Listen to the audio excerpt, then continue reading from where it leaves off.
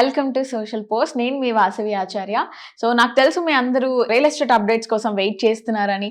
So ఆ updates కోసం మాట్లాడడానికి ఒక ఎక్స్పర్ట్ అయితే కావాలి కదా. ఎవరో కాదండి, ఈ రోజు మనతో real estate expert Dhanalakshmi ma'am ఉన్నారు. మ్యామ్ని పాపం ఎప్పుడు నేను క్వశ్చన్స్ అడిగి సతాయిస్తూనే ఉంటాను. సో ఇప్పుడు కూడా ఇంకొన్ని క్వశ్చన్స్ అడిగి మ్యామ్ని సతాయిద్దాం. ఐ నో మీకు ఒక బెస్ట్ ఆన్సర్స్ నేను ఇస్తానని ఈ వీడియోలో చెప్తున్నాను. వీడియో అయితే ఎండ్ వరకు చూడండి, ఎక్కడ కూడా స్కిప్ చేయొద్దు. వీడియోలోకి వెళ్ళిపోదామా? మ్యామ్కి వెల్కమ్ చెప్పేద్దామా? హలో మ్యామ్, ఎలా ఉన్నారు? సూపర్ ఉన్నాను. ఓకే, ఒక మంచి స్మైల్ తో మేడం నాకు వెల్కమ్ చేశారు. సో మేడం ని రఫ్ ఆడించేద్దాం. చెప్పండి మ్యామ్, ఎలా ఉంది, ఎలా నడుస్తుంది రియల్ ఎస్టేట్? సూపర్, చాలా మార్కెట్ పుంజుకుంది. ఓకే, అంతా ఆశాభావ కిరణాలు వెలువరుస్తున్నాయి. మొన్నటి వరకు పడిపోయిన మార్కెట్ ఇప్పుడు ఎందుకు పుంజుకుంది అంటారు? ఎందుకంటే గవర్నమెంట్ లో వచ్చిన పాలసీలు కావచ్చు, మనకి మొన్న బడ్జెట్ కావచ్చు, ఇప్పుడు గ్రోత్ మనకు రహదారులు కానివ్వండి, మెట్రోస్ కానివ్వండి, బుల్లెట్ ట్రైన్స్ కానివ్వండి, కొత్త కంపెనీస్ కానివ్వండి, ఇవన్నీ కూడా పేపర్ వర్క్ కంప్లీట్ అయ్యి గ్రౌండ్ స్టార్ట్ అవుతున్నాయి కాబట్టి. ఓకే, సో మన వాళ్ళల్లో కూడా జోష్ నింపడానికి రియల్ ఎస్టేట్ అనేది ఇప్పుడు అంచెలంచెలుగా ఎదుగుతుందనే మేడం చెప్తున్నారు. సో మ్యామ్, ఇప్పుడు మా వాళ్ళకి ఎప్పుడు డౌట్ ఉంటుంది, ఎంతమంది ఎక్స్పర్ట్స్తో మాట్లాడించినా మా వాళ్ళకి అదొక డౌట్ ఉంటుంది. సో డబుల్ బెడ్రూమ్ తీసుకోవాలా, ట్రిపుల్ బెడ్రూమ్ తీసుకోవాలా, బడ్జెట్ ఎంతలో తీసుకోవాలి, కానీ మా బడ్జెట్ ఇంతనే ఉంది అని కొంతమంది ఆ షార్ట్ అండ్ స్వీట్ బడ్జెట్ పెట్టుకుంటారు మ్యామ్. ఇప్పుడు ఒక 50 lakhs ఉందనుకోండి, మేము ఎక్కడ ఇన్వెస్ట్ చేయాలి? అంత బడ్జెట్ ఫ్రెండ్లీ బడ్జెట్కి మాకు ఒక మంచి బ్యూటిఫుల్ హౌస్ కానివ్వండి, ఫ్లాట్ కానివ్వండి, ప్లాట్ కానివ్వండి, ఎక్కడ తీసుకుంటే మంచిది అంటారు? మనం బడ్జెట్ ఫ్రెండ్లీ అంటే నేను ఏమంటానంటే పాకెట్ పర్పస్. ఓకే, పర్పస్ ఏముంది ఉండడానికా, ఇన్వెస్ట్మెంట్ పర్పస్లో ఉన్న క్లారిటీ ఉండాలి ఫస్ట్. ఉండడానికి అయితే మనకు ఫైనాన్షియల్గా మన ఆదాయం ఎంత ఉంది, మరి ఉండడానికి ఇల్లు తీసుకుంటే లోన్ కి ఖచ్చితంగా వెళ్తారు ఎంతో కొంత. లోన్ కి వెళ్ళినప్పుడు ఒక 20 years ప్యాక్ అయిపోతారు. 20 years వరకు ఈ లోన్ కట్టుకోవడము, మెయింటెనెన్స్ చూసుకోవడము, చిల్డ్రన్స్, ఫ్యామిలీ బర్డన్స్ ఉంటాయి కదా, ఇవి రోల్ చేయడానికే సరిపోతారు. ఓకే, క్లారిటీ వచ్చింది కదా. ఇవి రోల్ చేయడానికే సరిపోయినప్పుడు ఇంకా వేరే ఇన్వెస్ట్మెంట్ చేయడానికి అవకాశం ఉండదు. నేనేం సలహా ఇస్తారంటే, నా 18 years ఎక్స్పీరియన్స్ ప్రకారము ఫస్ట్ వాళ్ళకి వచ్చే ఆదాయం ఎంత, దీంట్లో మనం ఎట్లా ముందుకెళ్ళాలి.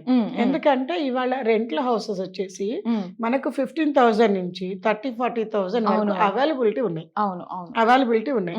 ఎక్కడ కావాలంటే అక్కడ లొకేషన్ లో చాలా అఫీషియల్ గా చాలా బాగున్నాయి. నేను ప్రిఫర్ చేస్తాను అది.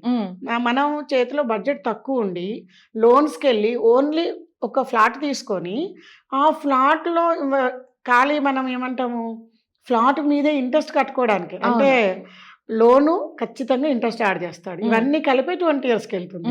ఈ అమౌంట్ కట్టుకోవడానికి జీవితం అయిపోతుంది. అవును మ్యామ్, కానీ ఎండ్ ఆఫ్ ద డే ఉన్న ఇల్లు అమ్మలేము, అవును, సేల్ చేయలేము అసలు. రేపు పిల్లలకి ఫ్యూచర్ హైయర్ ఎడ్యుకేషన్ కావచ్చు, ఇవాళ ఎవరైనా సరే స్పెషలైజేషన్ కోర్సులు చేపించి వాళ్ళకి ఇంట్రెస్ట్ ఉన్న ఫీల్డ్ లో మాత్రమే పిల్లలు రాణించగలుగుతారు.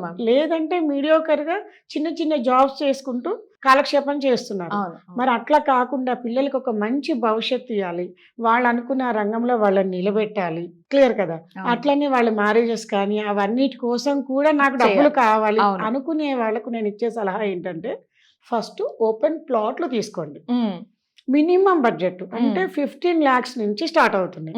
మినిమం 15 lakhs నుంచి 50 lakhs 1 crore వరకు కూడా ఇన్వెస్ట్ చేయొచ్చు. ఓకే, ఫస్ట్ పర్సన్ తన లైఫ్ లీడ్ స్టార్ట్ అయిన దగ్గర నుంచి మురళీమోహన్ గారు మనకి బాగా చెప్తారు.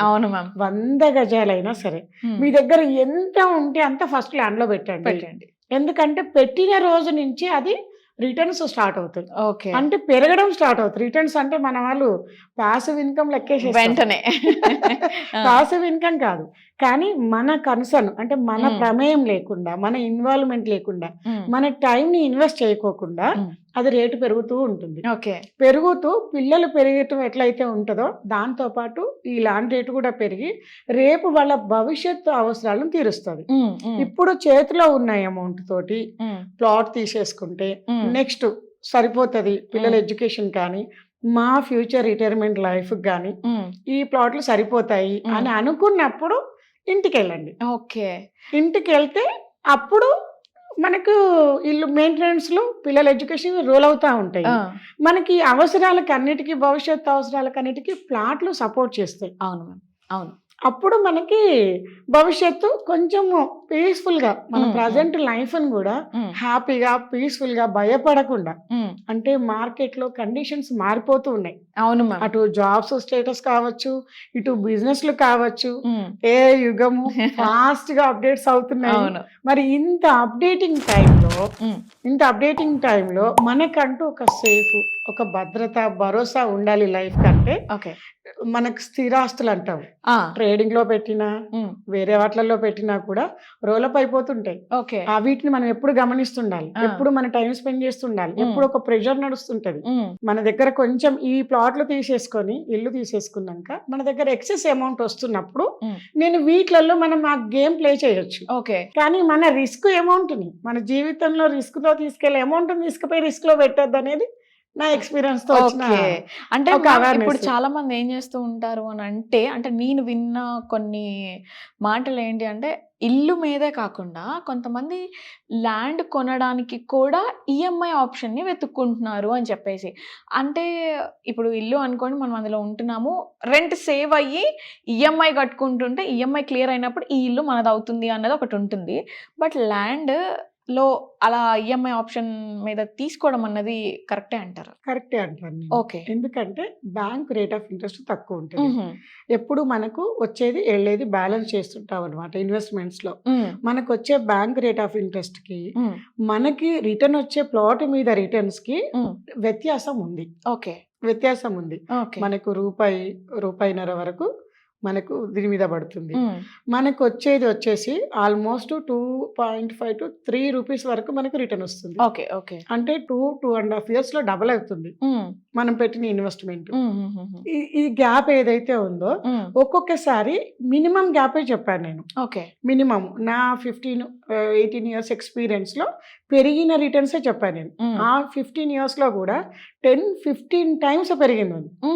నేను 10 years లో 4 times చెప్పాను ఇప్పుడు.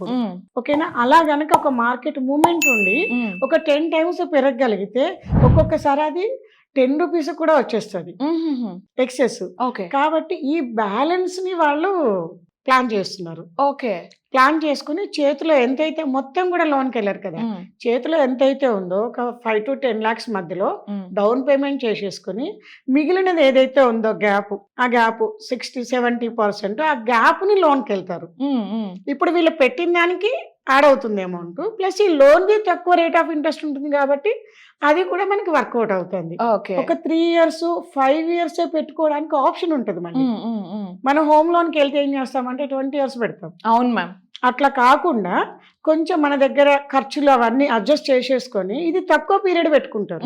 ఈ 5 years లో లోన్ క్లియర్ అయిపోతుంది, వీళ్ళకి ప్రాపర్టీ ఓన్ అవుతుంది, ఇక్కడ ఒక 2-3 times రోల్ అప్ అయి ఉంటుంది. ఓకే.